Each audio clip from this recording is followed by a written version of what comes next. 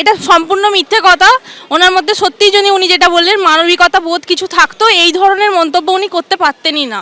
একজন মানুষ কখনোই অন্য যারা যোগ্য শিক্ষক শিক্ষিকা, যারা চাকরি হারা, যারা নিজেদের হকের চাকরি এতদিন ধরে পরিশ্রম করে যে চাকরিটা তারা অর্জন করেছে, 7 বছর চাকরি করার পর সেই চাকরি যখন কেড়ে নেওয়া হচ্ছে, এই কথাটা উনি বলতে পারেন না। যেখানে আমরা দিনের পর দিন ফ্যামিলি ছেড়ে এসে রাস্তায় পড়ে আছি, এগুলো আমাদের দিনের পর দিন আমরা নাটক করে যাচ্ছি, এটা কখনোই উনি বলতে পারেন না। Verdict of supreme court can be change only in supreme court. সুতরাং এটা তো নাটক হচ্ছে। যারা টিভিতে মুখ দেখাতে যায় তারাই ওখানে বসে আছে। আমরা সবাই তো নাটক করি। আমাদের যখন সার্ভিস কেড়ে নেওয়া হচ্ছে বা উইদাউট কোনো রকম অন্যায় ছাড়া, তখন এটাকে যদি নাটক বলে তাহলে আমাদের কিছু বলার নেই। আমাদের যেটা ন্যায্য সেটা আমরা করতে থাকবো, আর কি বলবো। যেটা আমাদের ন্যায্য বলে মনে হবে আমাদের পেটের ভাতের জন্য, সেটা আমরা করব। সেটাকে কে কী বললো সেটা আমাদের আপাতত শোনার প্রয়োজন বলে আমরা মনে করি না। দেখুন, এইভাবে মানুষের ওপর অত্যাচার, এটা আন্দোলন হতে পারে না। আমি আমার অসুস্থতায় বাড়ি যেতে পারবো না, মায়ের অসুস্থতায় ওষুধ কিনতে যেতে পারবো না, আমি চাকরি করি বলে রাতভর আটকে থাকবো, এটা কোনো আন্দোলন হতে পারে না।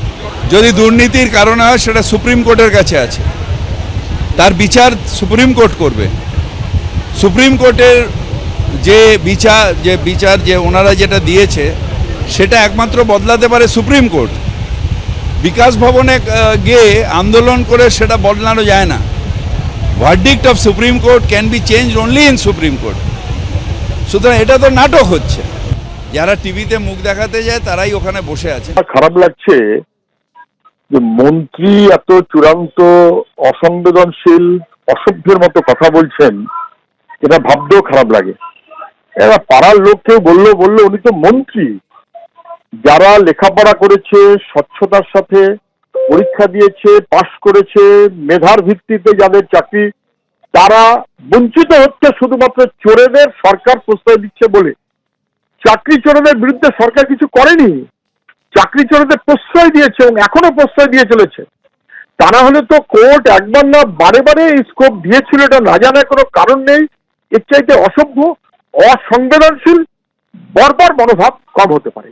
খুবই দুর্ভাগ্য পশ্চিমবাংলার সরকারটা এরা চালাচ্ছে। এরা পশুত্বের পূজারী, এরা মনুষ্যত্বের পূজারী নয়। আর এদের জীবনে না আল্লাহ আছে না ভগবান আছে। এদের জীবনে মমতা ব্যানার্জির মতো এক নিষ্ঠুর প্রতীক আছে। আমাদের মুর্শিদাবাদ জেলায় যারা এই ধরনের অন্যায় কাজ করে থাকে তাদেরকে ওখানকার মানুষ বলে ফি নারা জাহান্নামা খালেদিনে ফিহা। আমি একেও বলতে চাই যে এই লোক যারা এই বাংলায় আজ আমাদের শিক্ষা, সংস্কৃতি, সভ্যতা, ভালোবাসা সবকিছুকে জাহান্নামে পাঠিয়ে, সবকিছুকে তুচ্ছতাচ্ছিল্য করে বিসর্জন দিয়ে এই বাংলার মনুষ্যত্বকে ধ্বংস করে পশুত্বের বাংলায় রূপান্তরিত করছে। আমরা শিক্ষকদের পক্ষে আছি, পক্ষে আছি, পক্ষে আছি।